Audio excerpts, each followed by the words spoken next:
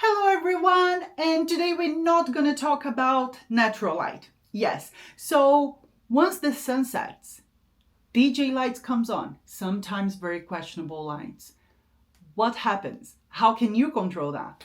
So welcome to the channel where we talk about wedding photography for couples, not for photographers. Well, if you're a photographer and you want to stick in, please feel free.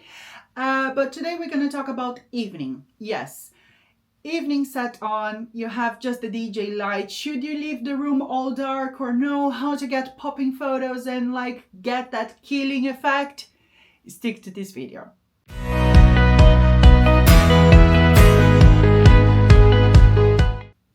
So once the sun sets, the party kicks off. For me, as a photographer, the real fun begins. Not in a sarcastic way, don't get me wrong. I really like darker rooms and DJ lights because it brings that vibe of party mood. So we're gonna party. Yes. So today I'm very energetic because this is one of the moments on the wedding that we can be more artistic. We can add some things on the wedding evening that makes the lights pop and works out in a more artistic way, in my opinion. So first things first, after doing loads of weddings, even if your wedding venue doesn't have good lighting in the evening or no lights at all, don't worry, we can work this out. Normally the photographers, they use a flash at night. Me personally, if I'm doing photo, I have a flashlight. If I'm doing video, I have some lights spread in the room. So once I'm triggering my camera, everything kind of give a flash. It doesn't give a pretty bright vibes. It becomes natural, but also gets the quality a little bit better. I can't explain very well in how the lights are displayed because it depends on each venue. Yeah, but it's always in a non-intrusive way because I don't want someone standing next to the light like, what a, you know? So anyway, first things first, you need to embrace the darkness. Yes, make sure you have the best night of your life.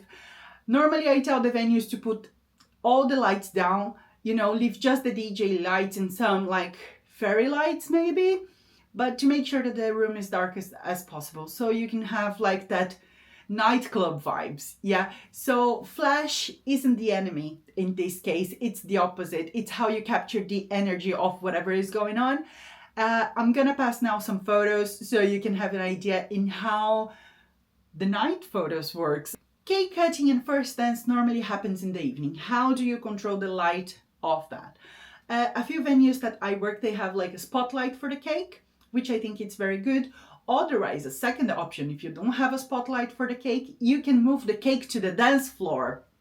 Yes, so in a few venues that I worked, they did this and I thought was just a brilliant idea. So a team of two carry the cake mid of dance floor. The couple will make the cut and then they will move the cake off. Yes, same time. And then first dance starts there. If you don't have how to move, your venue is too dark, it's okay. We still can have a mock-up cut earlier on the day just to guarantee the shot.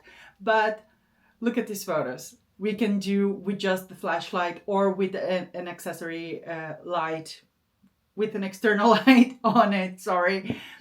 So we can do the cake cutting if it's completely dark or with partial light. All right.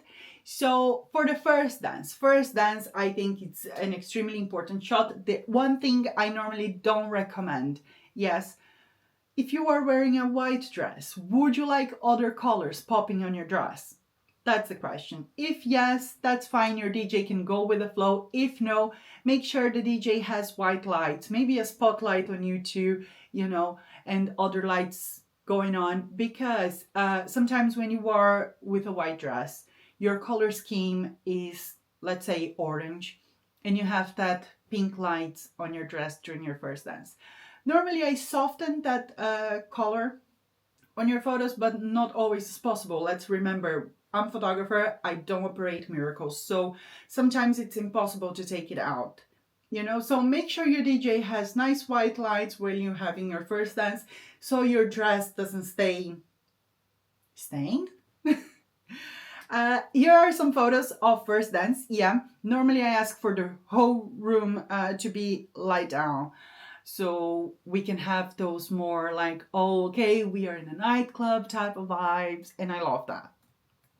Okay, the dance floor is a gold mine. Sometimes the guests, they don't go to the dance floor because they are a bit like, okay, I'm not the dancing type. But I had this wedding where the DJ really was amazing. He managed to put everyone on the dance floor. The couple didn't like the attention themselves, so these are for the shy couples as well. So they had a very uplifting song, like a nightclub type of song for their first dance. They started to dance. After 10 seconds, everyone was invited to the dance floor, and everyone actually went. But what the guests didn't count, it was a 3-song. Yeah, so it was very long, and the DJ, let's jump, jump, jump, and everyone was jumping. It was amazing. I'm rolling some photos right now because it was amazing. All the kids joined in, and it was a big party. Make sure your DJ invites everyone to the dance floor, even if you're having a slow song. Dance halfway through, or 20-30 seconds, whatever you feel comfortable of, and invite everyone to the dance floor. This is an opportunity to get pictures of the couples dancing, maybe your parents, your bridesmaids with their partners, your groomsmen with their partners, and also the kids. Yeah, kids, they love the dance floor in general, but let's let's say that they will join with the grown-ups as well. Okay, tip number 4, add one photogenic moment, let's say. So normally I add 2 things, yes, where we stop for kind of do something that will look nice on a photo. A shot picture, yes, I pay the first shot of my couples, can be in the evening, can be earlier on the day, whenever they feel comfortable. The first shot is on me. I had a couple who they wouldn't drink a shot, they didn't want, but we did a fruit shoot shot. Yes, we did. One was very cool. A few photos I cannot share due to the couple's privacy, but here are some shot photos that we did. This is a killing moment in the evening that can happen, yes, and can be very good. Second thing that we can add in a moment is sparklers. Yes. Normally I carry some sparklers with me because I like to take the couple and the wedding party outside. So we could do some sparklers photo. The sparklers can be a bit boring because they are very long. So you're standing there with a sparkler and you're not a kid anymore. So at this point, I ask my couples, let's sing. Yeah, so we start to sing something, anything that the first thing that comes to mind. Normally they sing going to the chapel. Going to the chapel. Yeah, so I'm not a good singer. If I went to earn my money singing, I would be very poor at this moment. But let's moving forward. So we do something fun with the sparklers. Instead of just holding the sparklers, let's add a bit of fun to it. Number 5. The number 5, it's a bit controversial. It depends of what can be important to you or not. Your photographer, the time of leaving the evening. Yeah, Jacqueline likes to leave the evening and say goodbye once I'm happy with the evening photos. I want to see people at the dance floor, the kids playing, we do sparklers, we do a shot, we have enough photos of the evening guests as well. This is the moment that Jacqueline thinks, okay, I had a good mix here and I'm happy to go. But some couples, they know their guests and they know what's going to happen in the evening. I had a few couples asking me to stay until the end of party, so 1 a.m, and I'm more than happy to do it. And we got some nice shots of people like drunk, sat down, or laying on the table, because this was important to them. So at this point, when your photographer should leave, your photographer should leave whenever you feel it's right and whenever the photographer feels that he had enough. It's not something like I will be leaving straight after the first dance, because sometimes I don't have enough photos of people on the dance floor, enough candids of the evening. So it's not quite worth it, I must say, the evening shots are more candid.